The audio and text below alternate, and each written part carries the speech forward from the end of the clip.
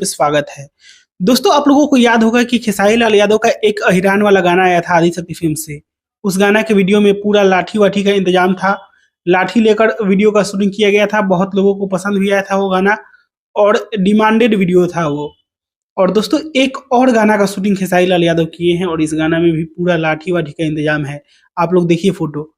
ये फ़ोटो आप लोग देख रहे हैं, इसमें पूरा बैकग्राउंड में जो भी कलाकार हैं, वो लाठी लिए हुए हैं। पुआल जल रहा है।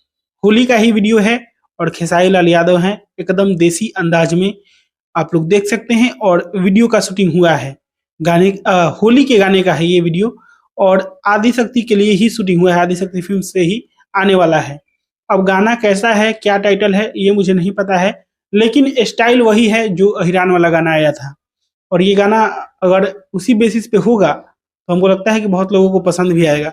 क्या दोस्तों, आप लोग इस गाने के बारे में एक्साइटेड हैं और कुछ गेस करते हैं तो कमेंट बॉक्स में जरूर बताइएगा।